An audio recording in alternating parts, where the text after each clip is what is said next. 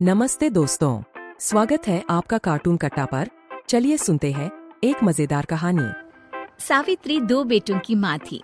उसे इस बात पर बड़ा घमंड था।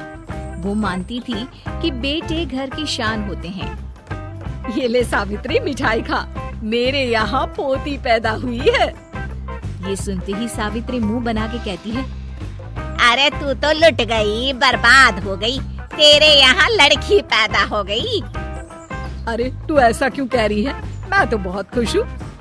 अरे जब तेरी पोती के पीछे तुझे खर्चे पर खर्चे करने पड़ेंगे ना, तब ये तेरी सारी खुशी गम में बदल जाएगी।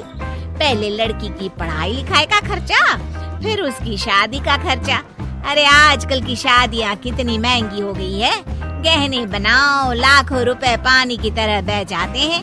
लड़कियाँ तो सिर्फ खर्चा करवाने के लिए ही पैदा होती हैं।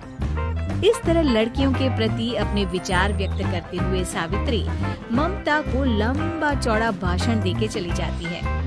अब तो आप लोग इस कहानी में सावित्री देवी का पात्र अच्छी तरह समझ ही गए होंगे। कुछ समय बाद सावित्री की बड़ी बहू भी एक लड़की को जन्म देती है। फिर क्या था, सावित्री पूरा आसमान सर पर उठा लेती है।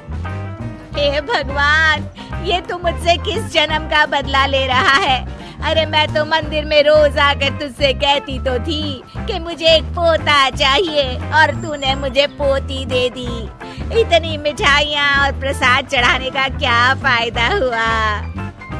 तभी सावित्री की बहू निशा कहती है, क्या माँ जी, आप भी इतनी सी बात पर नाराज हो गई हैं? देखिए तो आपकी पोती कितनी सुंदर है, बिल्कुल आप पर गई है।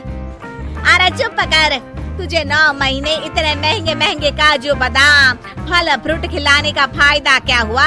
मेरे तो सारे पैसे बर्बाद हो गए। ये सुन सावित्री का बड़ा बेटा अजय कहता है, माँ, तुम सिर्फ नाम के लिए 2020 में रहती हो। असल में तुम्हारा दिमाग सैकड़ों साल पुरानी सोच रखता है। आज के जमाने में लड़का और लड़की में कौन फर्क करता है। मैं तो बहुत खुश हूँ कि भगवान ने मुझे लक्ष्मी के रूप में बेटी दी है। लेकिन सावित्री पर अजय की बातों का कोई असर नहीं होता। नालायक, अपनी पत्नी की ज़बान बोल रहा है। मेरा बड़ा बेटा तो हाथ से गया। लेकिन सावित्री देवी हार मानने वाली नहीं थी। वो पोते की चाह में अपने छोटे बेटे विजय की शादी करवा देती है। कुछ समय बाद आखिरकार वो दिन आ ही जाता है जब सावित्री की छोटी बहू गर्भवती हो जाती है।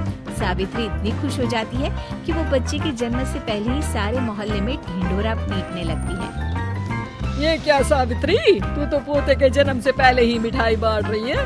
पहले पोता पैदा तो होने दे, और फिर क्या पता अगर पोते की जगह पोती पैदा हो गई तो। ये सुन सावित्री चिढ़ जाती है। अरे अपनी काली ज़बान मत चला। मेरी मिठाई खा के मेरा ही बुरा सोच रही है। बड़ी आई, ला मेरी मिठाई वापस कर। देख लेना, इस बार मेरे यहाँ पोता पैदा होगा, पोता। लेकिन ठीक इसका उल्टा होता है। सावित्री की छोटी बहू भी एक लड़की को जन्म देती है। सावित्री फिर से रोना धोना शुरू कर देती है और अपनी छोटी बहू को कोसते हुए भला बुरा कहने लगती है। देखते ही देखते ये सावित्री की रोज की आदत हो जाती है।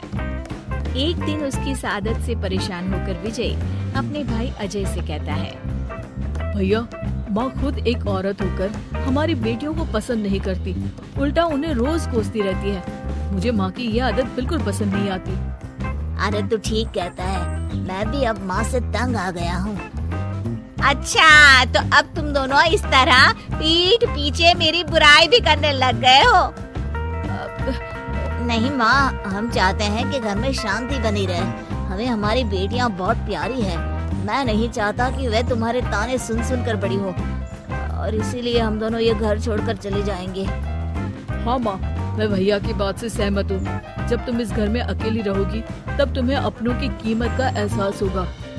अपने दोनों बेटों के मुंह से अपनी माँ के लिए इतने कठोर शब्द सुन सावित्री भावुक और रुआंसी होकर कहती है, क्या सच में तुम दोनों मुझे इस घर में अकेली छोड़कर चले जाओगे?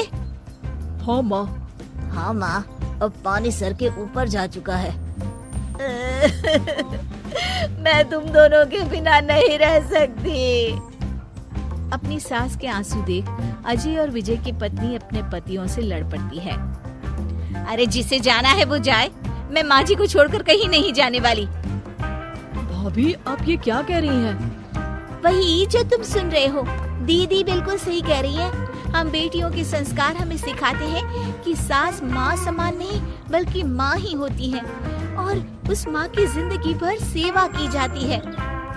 बेटे अपना फर्ज भूल सकते हैं लेकिन बेटियां नहीं।